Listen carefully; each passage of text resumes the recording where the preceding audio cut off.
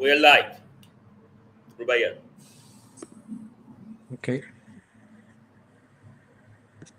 So it's not available yet on the Counterpoint Facebook.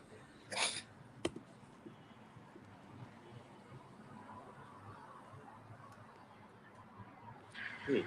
Okay, it's live. So just give me a second. Let me go to it.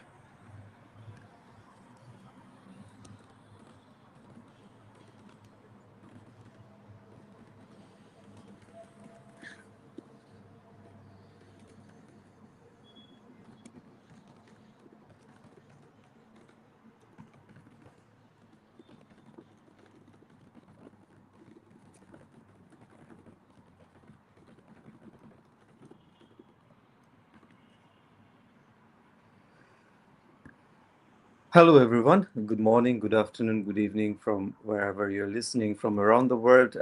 Welcome to the New Year's first show of J&J podcast. So today I'm here again with my fellow dear friend Jyoti Rahman, and I'm Mohammad Rubayat Sarwar. I'm also Jyoti, so which is why this is called the J&J show.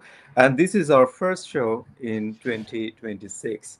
So, as you know, whoever have been following us, we cover the global south to south issues as we travel around the world working for the global south. And today we will start by unpacking the priorities for economic development and policies for the global south. And on doing so, we also have some discussion on Bangladesh, which is going to have a pivotal shift in its politics and economics through the February 12th, 2026 election. So stay with us and listen to us as we unpack the challenges, the priorities, and our policy recommendations. So, Jyoti Raman, today you're where? Good to have you. Good to talk to you again, Rubayat, and welcome to our listeners. I think it's still okay to say Happy New Year, even though we are now 18th day into January, but still. Um, yes. Quick background and quick apologies for the background noise. Okay. One of the things I wanted to do was actually sit outside and show our audience the majestic view of the night. Unfortunately, it's 4:35 a.m. here, so that's not visible. Uh, and doubly unfortunately, even though it's 4:35 a.m. here, and I am on 11th floor of a hotel room, the noise is incredible. So there you go. It's a bustling mega city that at 4:35 a.m. is still cars full honking and blaring. It will put Dhaka to shame, um, or like Okay. sort of Dhaka pales by comparison with the bustles. So you can imagine that. So instead, let me just actually And the city is, sorry. you did not reveal the city name. But sorry, but say it again. And the city is Cairo, right? And the city is Cairo. City is Cairo. Indeed. So this is the picture I wanted to show you. Yeah. Unfortunately, you just hear the noise because this was taken in the afternoon. So yes, the city is Cairo. Okay, so what do we want to talk about today? So today, Rubayat, I wanted to actually talk a little bit about, I wanted to start the year with the big macro issue that is actually hanging over a lot of countries, including Bangladesh, including many countries in the global south, um, and talk about that big picture. But also, we have a few shows coming up. I think our plan is to do back to back, right? So I'm in Cairo, then you'll be going to Addis, and then maybe we would try to catch up in Dhaka, right? So, and we have got the Bangladesh election coming up. We've got economic policies in Bangladesh that we've been writing about, pros and cons, and things we need to understand what the parties are promising.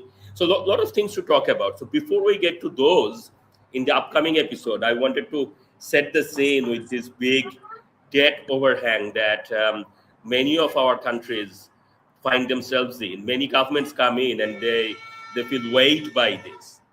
So, that's the idea. Fantastic. So, as you said, please unpack to us the priorities as you are talking about. Let's start from there. Okay, so a few more charts, I guess. Okay. And as Jyotiraman plays his charts, do take note that he's a chart master. Well, these charts are not mine. These charts are all publicly available IMF charts. Okay, so I do like making charts, and I think that chart is the most important thing that a public policy economist can do. But these I take no credit for these. These are all publicly available IMF publications. Okay, so what happens with debt? What are the issues that we're talking about? Um, when a country runs a primary deficit, okay, so that's the difference between revenue and all expenditure that are not interest payments. Okay, so if you run a deficit, primary deficit, you have to finance that somehow, right? And that financing is usually you take on debt. So if you're a country that is continuing to run deficits, primary deficits, not interest, the overall deficit includes interest payment. So that's a separate calculation. The calculation that matters for debt going up over time is if you run primary deficits. Okay, so if a country continues to spend money on programs other than interest payment, so discretionary programs, whether it is infrastructure, whether it is subsidies, whether it is salaries of public servants, things that government decides to spend on. When countries spend more than they can take in on revenue, you have to finance that somehow. And that financing is usually by borrowing, and debt goes up. Okay, and we have seen, so left hand chart here is showing that uh, most countries in the world, for much of the period between global financial crisis, had been running primary deficit. So they had been incurring debt. It turns out that the financing needs, so if you're running debt, you need to, if you're running deficit, you need to borrow. Your financing needs are actually pretty high, turns out, in rich countries. Okay, poor countries are actually, their financing needs are smaller. Now, there is an issue here. It's not so much that the poor countries are more virtuous or they are more capable. It's actually other way around, that they cannot run large financing needs. They cannot run large deficits because they will not be able to finance it. They will not be able to borrow the money. Okay, so rich countries can afford to borrow more and then be raking up more debt. And you can see this. The other way to look at this is uh, interest payment to revenue. Poor countries, even though their financing need is low, relatively speaking, for them, borrowing is more costly. Okay, because um, people don't want to lend to them, and B, their capacity to repay through revenue is small. Rich countries may run large deficits, but they can borrow a lot more and they have a much bigger revenue base, so they can afford to pay. So you can see that advanced economies, the blue line, has very low interest payment to revenue, even though their financing needs are much higher. Okay, whereas red line, which is emerging market and developing economies, excluding China, even though these countries have smaller financing need, their service burden, their interest payment to revenue is much higher. And it is exactly the same thing in Bangladesh, that we seem to have a low debt to GDP ratio. We seem to have a low budget deficit, but our interest payments to revenue is actually well over 20%. So if we had Bangladesh in this chart, it would be off the scale, right? Now, some more photos. So we don't want to be just pouring charts. We also want to mix and match a bit. So as I mentioned, I'm in Egypt, right? This is a new capital city that the Egyptians are building. So Mhm. is Cairo is, as I said, it's more packed than Dhaka. It's more hustle and bustle than Dhaka, right? So it's a mega city. There is no room in Cairo, so they are building a new capital city.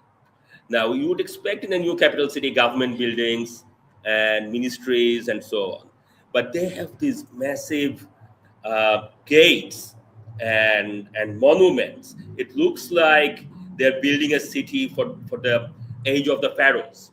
Okay, um, and this is the gate to the new administrative capital, and they have been doing this for last 10, 12 years. So as you know, as the listeners should know, that Egypt had turbulent politics not different from ours. A dictatorship was overthrown back in 2010. Then they had elections. Unfortunately, things did not go very well. New constitution making process ended up in turmoil. There was a military coup, and now for the last 15 years or 12, 13 years, they have had a military regime that are building this new capital and so on. And and this is the public finance picture here in Egypt. Okay, so they had been running this large primary deficit for a while after the revolution. Okay, so this is basically the government's the military government's new capital scheme. It was a country that already had pretty high debt to GDP ratio, already over 80%, and then it started ramping up. Interest expenditure to revenue started going up. At one point, it crossed more than 50%. So more than half of your revenue that you are earning, you had to spend paying interest. So Wow, more than half of your budget going on non-discretionary, you have to pay your interest. Otherwise, you default. And if you indeed. default, then you have other problems. And you're paying to the likes of IMF?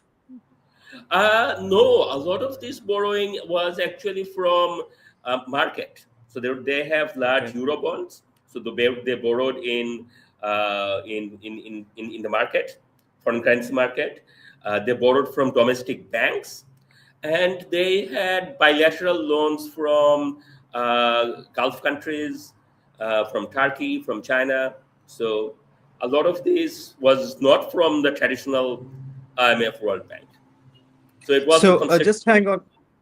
just hang on for 10 seconds as let me unpack to the audience who are joining from around the world and also from Bangladesh. So welcome again to J&J show, and today we have started the to air 2026, and Jyoti Rahman is unpacking the issue of debt financing that's looming on the global south, and he's explaining how the global south is burdened with debt financing. He was giving us a scenario analysis of the world and the comparative analysis of the developing economies as opposed to advanced economies. And now we are actually looking at the chart of Egypt, and he's also showing staggeringly Egypt is spending 50% of its revenue on interest payment, which is where we are. Yes, Jyoti Rahman, please continue. Yes, thanks for the recap.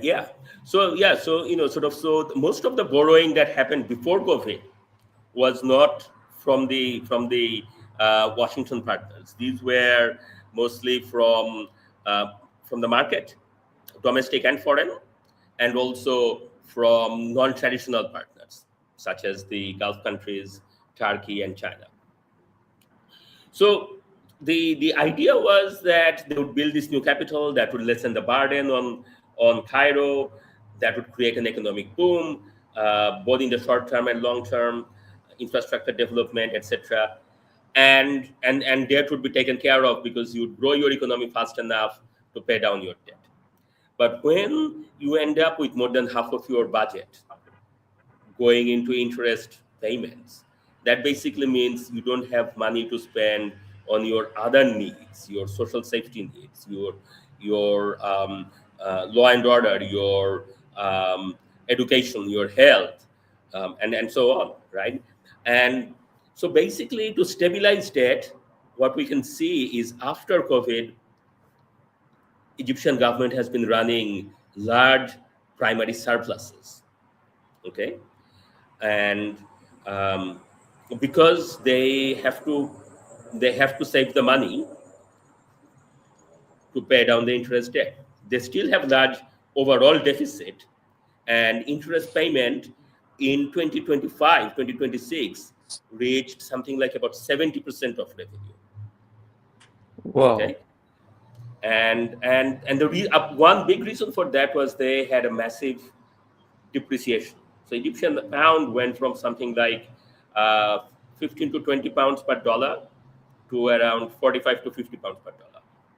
So if we think about the depreciation shock that we had in Bangladesh, going from 85 to 120, that kind of pales in comparison, right? It goes from 1520 to 4550 here. 300%. Yeah. So, but so you're also projecting that it will come down in by 2030. So let's not go there right away, but you're saying that almost 70% of the revenue of Egypt is going into interest expenditure. Do you want to shed some light on how it looks into Bangladesh, or you Um, would want to come to that later? yeah. So no, let me switch off the slide for now, Hmm. and As then you we'll do talk that, about. I just yeah, as you switch on the slides, when home and the tour guide was explaining to me, he was asking basically, do you see all these gates and you know the meaning of the gates, and even the Arc de Triomphe in Paris, what do they mean? And he was saying that so whenever the military entered Rome after a victory in a war, so a new gate was erected to celebrate the victory. So every gate is basically a historical triumph. So now we don't have historical triumph anymore, but we just erect gates to probably project wealth, right? So maybe that's why Egypt is erecting all the gates. Maybe, maybe. Well, so another a similar interesting thing, much less expensive, is the road naming convention here. Okay, you know how in Bangladesh, every time we have a political sea change, we change our Hmm. names, of the roads and streets and public Hmm. buildings and so on. So what they tend Right. to do here, in Cairo and maybe in other parts of the world as well, is that they don't so much go for names but numbers. So there is a 6th of October bridge, and there is a Wow. 15th of July Avenue, or and things like that. So all these dates have the meaning in the history. Some revolution So took place, or some war took we place, we or we we, we do have July 36th Avenue in Bangladesh now, right? So the we do have Purvachal the July Expressway has 36th been made. Avenue now. So That's right. so we have taken inspiration. We are learning from Egypt. So That's yeah. right. Yeah. Um, yeah, so do you want Okay. to come to Bangladesh? Yes. So we want to come to Bangladesh, and so one of the things that our debt to GDP ratio, and I don't have a chart for this here, but these numbers are fairly well known in Bangladesh, so I'll just speak to it. Our debt to GDP ratio had gone up by about 10% of GDP under the Awami League regime. So it went from something like 30 to something like 40. And Mm-hmm. seemingly, 40% is not that high. When you compare with countries like Egypt, 80%, it's not so high. Okay. Um, the debt service, the interest payment to revenue for Bangladesh, it had never crossed really over 30%. It was always between 25 to 30. So compared with 70, 50, this is not bad. Um, However, the problem is that these things can spiral out very quickly, right? So the more the worse your starting point is, little bit of shock can spiral you over. So that is one problem. um, particularly when your capacity to repay, your revenue base is so weak. And our revenue base in Bangladesh is extremely weak. I think it's well Hmm. accepted that the revenue to GDP ratio in Bangladesh is one of the lowest in the world, and there is not really any political appetite to tackle this. If you look at the if we look at our political parties that are campaigning, on the one hand, there is an appreciation that the mega infrastructure boom and then the banking financing model of the Hasina regime is not sustainable. This is good. This is well appreciated. However, there is not any appetite to grapple with the revenue challenge. So this is one thing. Uh, the other thing, and here I'll show some charts a bit later, and this is also probably going to be useful for our future chats, which is that the leading uh, the presumptive government in Bangladesh, the party, the frontrunner, the BNP, they have policies for um, boosting social safety net and so on. And we would want to talk about the efficiency of those. Maybe not today, but in future, we would want to talk about the efficiency of those and what we have learned in other countries, what we have seen. This is vital because when you have that debt burden, you have to spend quarter to a third of your revenue on interest payment. The additional money that you have left, you want to make sure that these are spent in the most efficient way possible, because the interest payment is non-discretionary. You have to spend that. So whatever discretionary payment you are making, they better be they, every paisa should count, right? So that is the other thing. And then the third thing to think about is, if we do end up with a situation where the fiscal burden is much bigger than we thought. So here I'll show you some charts. Um, Yeah, just waiting for a as you very noisy car to go by. Sure, but while we wait for your chart, I just wanted to reflect a point again. Basically, what we are talking about here is, your chart is back. But quickly, before you move on to the chart, Yeah, so as you were speaking, we're talking about, let's say, the ability for, let's say, countries like Bangladesh to pay on, let's say, our revenue is low. We need to increase revenue. We need to have improved efficiency so that we can spend on initiatives that gives us more revenue, right? On the other hand, we also have the pressure to spend on social safety net because we do not want more people to go into poverty, because that also encroaches on your ability to generate more revenue. So this is a very intricate issue, and it's not a simple task to untangle it. We need to look into, let's say, all the pieces together and find ways of improving the efficiency. But what is important is to learn from the lessons from other countries, and many of these policies have been tried out in other countries. We have empirical evidence of what worked and what we did not. And dear audience, we would actually have an episode where we would be unpacking all of these policies. Yeah, Jyoti Raman, go ahead on your sure. chart. So the before I was telling you that there is the identified drivers of debt. You run deficit, right? You spend money that you don't have.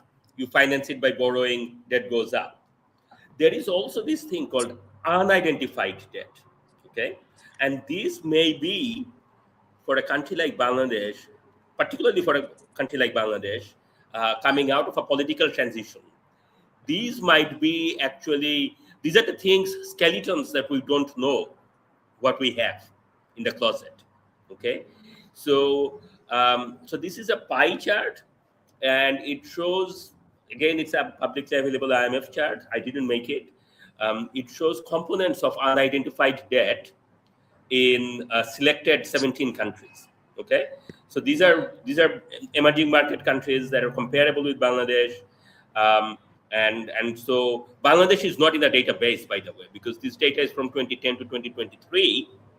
So obviously in 2023, the Hasina regime would not have disclosed this data. Therefore, we don't know what the picture looks like for Bangladesh. Okay. However, in that sample set of countries, you can see that there are things like extra budgetary spending, things like arrears where the government just doesn't pay debt. Okay. And then there are these things called materialization of contingent liabilities. What does that mean? Say if you have an SOE, state-owned enterprise, okay, whether it's Biman or Janata Bank or whatever, right?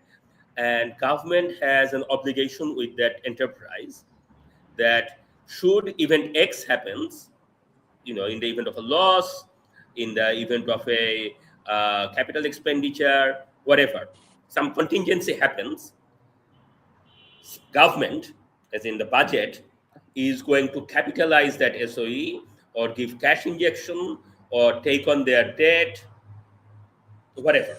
Okay, so there is a contingency and there is a fiscal impact. This is a huge thing in developing countries. Uh, Legal claims against the state. So previous regime may have gone into some agreement with somebody. You can pick up names, Adani, whatever, okay? And now the new regime, after the uprising, elected government says, we don't want to uphold that. That party sues the government, and as unfair as the deal was, you end up losing the legal case, and you have to pay actually more. It's a possibility, it's a risk. Bank recapitalization, that's another big one. And again, we know that we have had banking problems, and at some point, we need to, it may well cost taxpayers money, right? So these are the components of unidentified debt or hidden debt. And this is something that we need to, one of the tasks of the newly elected government, I would argue, would be to, to really disclose exactly where various things are, both for their own um, political reasons, but for us, particularly important for us, is so that we can assess, we can understand, we can um, have an informed view about what is achievable and what is not in terms of So, government's fiscal capacity two to do the questions. development tasks. The two questions. The economic white paper, it does not reveal this data. So the economic white paper that was done in 2024 did not get really into this, and I suspect it was because uh, the task force was it covered too many things, which it needed to, because that white paper was meant to be a snapshot of the entire economy. I'm talking specifically about the fiscal bit. So that is one thing. And the other thing is a lot of these skeletons are hidden inside the government plumbing, the plumbing of fiscal uh, finance ministry. Okay. So So you need to so be you're empowered calling to do. on the unity power. So great. So you're calling on the future elected government, whoever it is, to dig into this government data and publish it, so that independent economic analysts like us, we can make an analysis. But what would be incentive for them for doing that? Because let's say if they hide the information, keep it to themselves, they can also use it for their own negotiations, and if the data is public, uh, maybe they would not have some wages that they would have to give into because of the challenges in negotiation. This is true. This is true. What is the incentive? It's always coming down to incentives. So this is, excuse me, this is yet another IMF chart, and it shows it's a bit messy. So let me summarize this. This is distributive impact of fiscal adjustments across households. Okay, so suppose that the government does not disclose this material, and it turns out that in year 2 or year 3 of the new government, um, there is an adverse shock, be it a natural disaster, be it a global, another war somewhere, uh, some scandal related to an SOE, banking problem, whatever. And all of a sudden, government has to respond and has to take these fiscal adjustment measures, because you cannot avoid your non-discretionary payment. You have to pay your bills. Therefore, you have to cut your discretionary spending.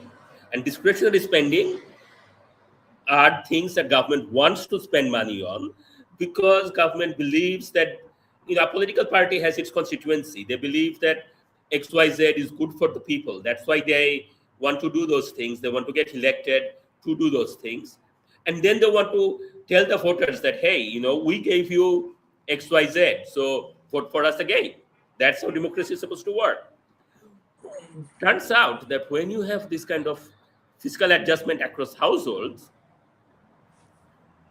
it turns out that across various measures, for example, government consumption, public investment, transfers, so cash payments and so on through various cards, subsidies, income tax. So these are things. So either government raises income tax, it cuts subsidies, it cuts transfer payments. In both advanced countries and developing countries, it's the low income households and middle class households that suffered the most. Relative to Hmm. their initial consumption, the impact of these adjustments disproportionately fall on the low income and middle class. This is cross country evidence, right?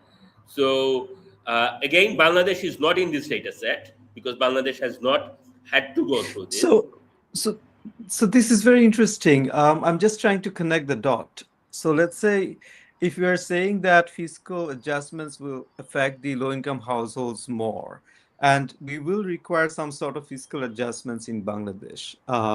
So are we then projecting that there would be some impact on the low-income households, further impact?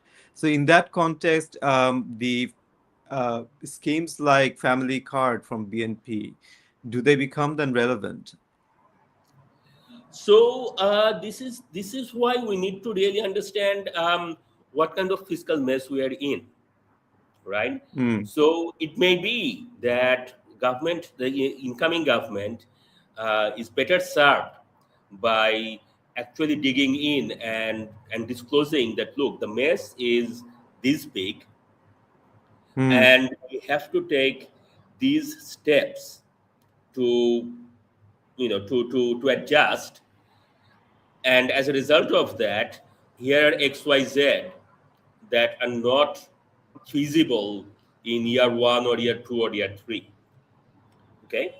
Now, this is a downside scenario. I don't know how big the fiscal mess is, right? I don't think Okay. any of us outsiders know. I don't think people who are in political parties they know either, because they're not in government, and a lot of these things are, a lot of these things you wouldn't know until you actually go and open the closet. Right. This So right because fantastic. yeah. Sorry. So what actually we are hearing here from Jyoti Rahman today is that there is should I call it Pandora's box, waiting for the future elected government that they would open up. Nobody knows what is in there. Maybe the bureaucracy knows, or those who are there know. So we would have to wait, and maybe once the box is opened, we will have another show. So mark the date today that we said there will be a box opened, and we will come back to that. Okay, move on, please, Jyoti Raman. Sorry for uh, obstructing you. No. I think, sort of, this is and the other thing is that um, this is typical measure, right? This does not have to be this does not have to be the path that Bangladesh follows, because one particular thing which is on the right hand side that I want to draw your attention to, which is income tax. Okay, in other countries, in most other countries, income tax is already well established. In Bangladesh, it's not. In Bangladesh, most of our tax revenue, we already have a very low income tax, very low tax to revenue, a very low revenue to GDP ratio, as we all know.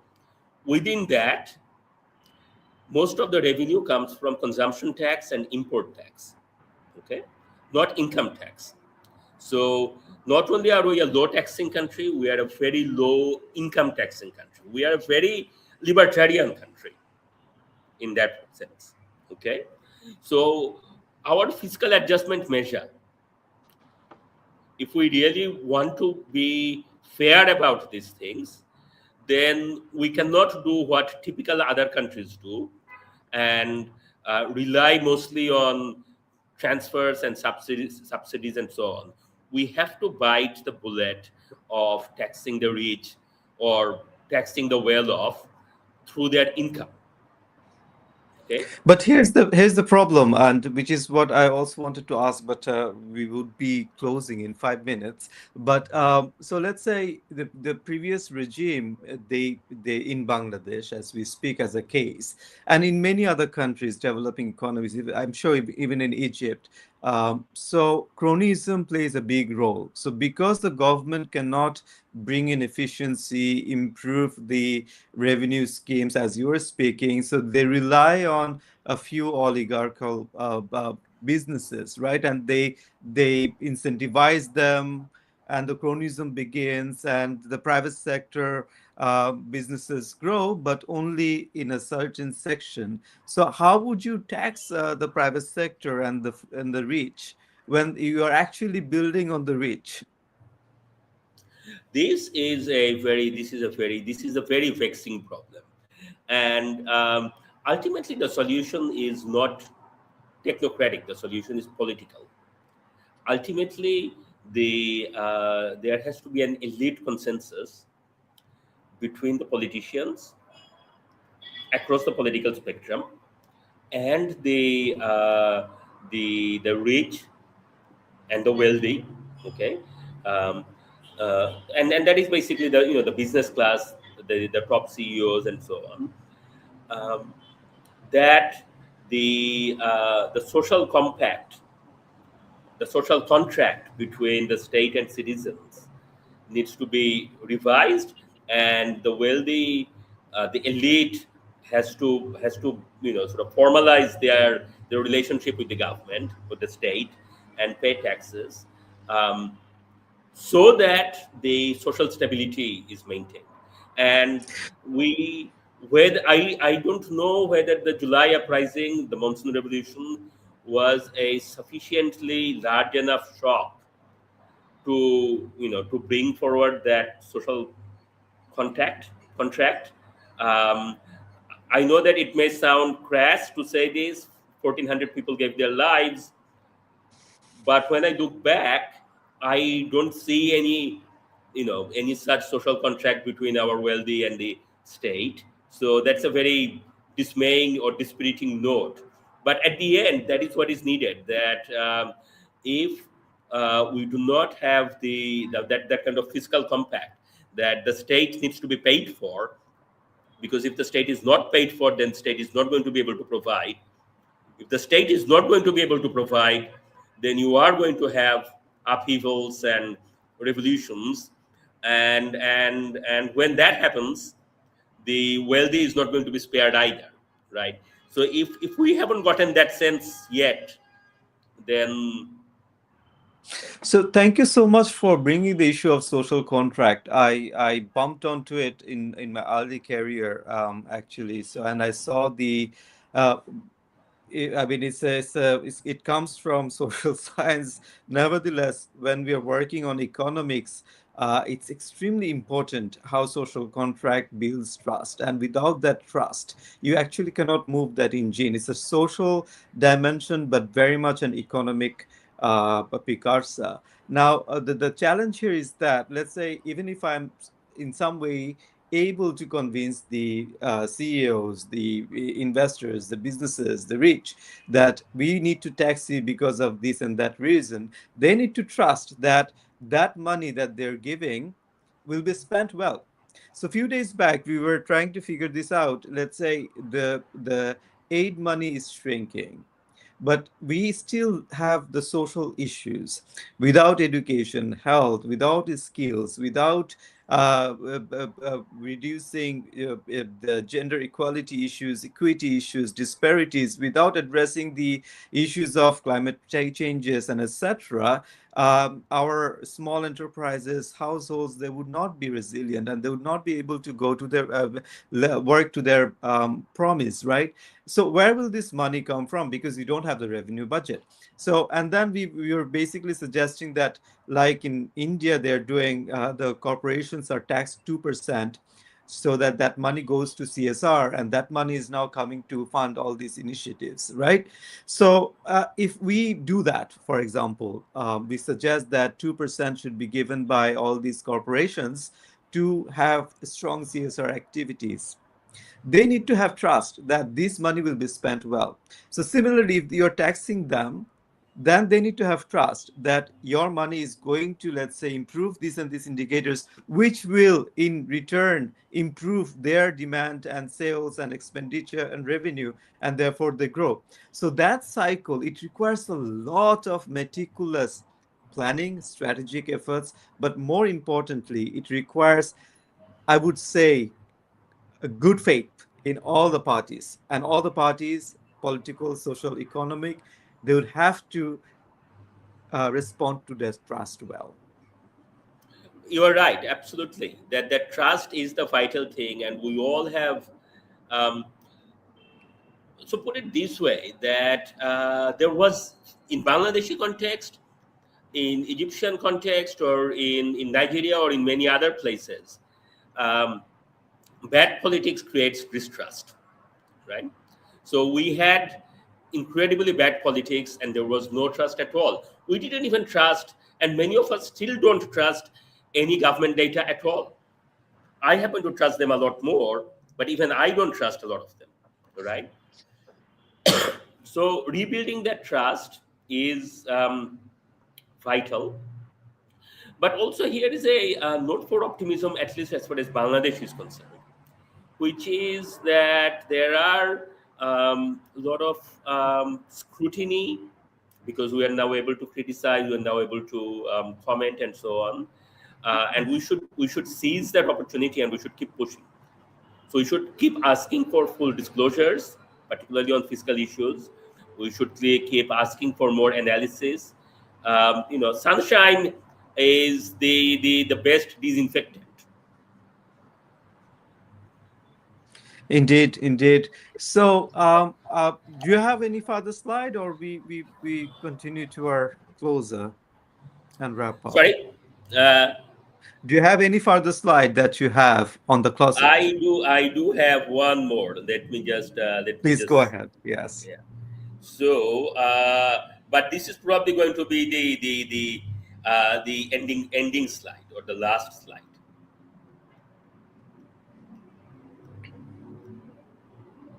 By the way, I loved your Australian, what do you call that? Sh those trousers, short Okay. trousers.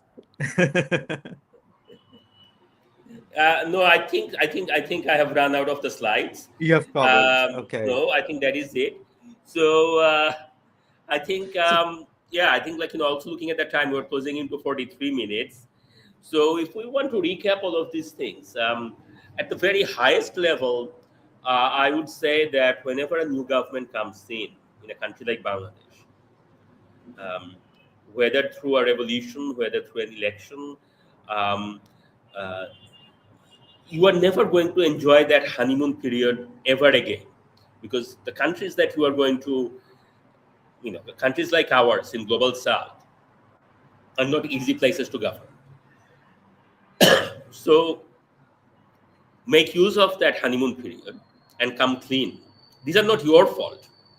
So if you are a new government in Bangladesh, you are a new government in Egypt or Nigeria or Ethiopia or wherever, Indonesia, wherever, the skeletons that you have inherited are not your fault, but they will soon become if you don't handle them. So I would say that in your first opportunity, disclose whatever you have inherited. And if that means that you will not be able to keep some of the things that you have promised, people will probably understand. Great. Just to reflect a little bit from my side as well, it's situations as such, it also leads to Robin Hood syndrome. And that is bad, because what happens is that you want to feel like, okay, I'll be the savior and I'll do it all, and I therefore promise everything. So I've seen that across the global south, and That's right. I've been into countries whenever there was an election, and I saw all these campaigns. And believe me, the campaigns that are happening in Bangladesh right now are not new. I've seen that in other countries, and it failed. So, and it all comes from initially from the let's say perspective of, let's say, doing a lot good and changing everything, and then soon it becomes corrupted. The incentives change, and then it becomes a sticky situation, and the government eventually can't come back. So we also need to, I would say, be cautious as we traverse this road. Do not promise much, no need. Do not try to do much, no need. Take the road easy, safe. And there are a lot of, I would say, global empirical evidence that we now have on what worked and what it did, what did not work, and everything that you have explained today. And allow me to recap for our audience who have joined late. So, what today Jyoti Rahman was explaining is that countries like Bangladesh and countries in the global south, which are low income countries, they have a huge pressure to pay interest. Their debt to GDP ratio is high. And because they have to pay a lot of their revenue in interest payment, they are not able to pay for other essential growth interventions, which includes, for example, health, education, and so on and so forth. And so what happens is that eventually the country is in a perennial debt situation. So to come out of that, he was proposing that we would need certain sort of improvement efficiency in revenue collection. And and therefore he was at one point also proposing that the government and the private sector come need to come to a social contract where everybody trusts each other, and therefore the government can tax the rich, and that money can then come into, let's say, building the blocks that would then facilitate the sustainable growth trajectory. And we were projecting elsewhere that 8% GDP growth rate or 6.5% would land us in $1 trillion economy. That $1 trillion economy is not a magic bullet, but the problem is that we have to have good fundamentals and foundations. And that's what we were talking about today here. So thank you all for listening. Please do listen to us as we continue our discussion, and soon we will be coming back with a special episode on Bangladesh economy and the forthcoming election. So until then, today is the closer for the J&J podcast. Thank you all for listening. Thank you, Jyoti Rahman, for your beautiful presentation right from the heart of Cairo, where we are listening to the morning prayer. You can probably hear the azan blaring. This is the dawn prayer azan that has just gone up from the mosque. Cairo is also like Dhaka. There are mosques everywhere. Every corner there is a mosque. So, Indeed. um, top of the morning to you all from Cairo, and we will talk about all of these issues again, particularly all the things, Rubaya, that you mentioned about lessons. So maybe next time, next weekend, next episode, we can do Let's do that that. from what you have seen, Robin Hood syndrome, and the lessons. Okay, Thank you. thank you. Take care, everyone. Take care. Bye bye.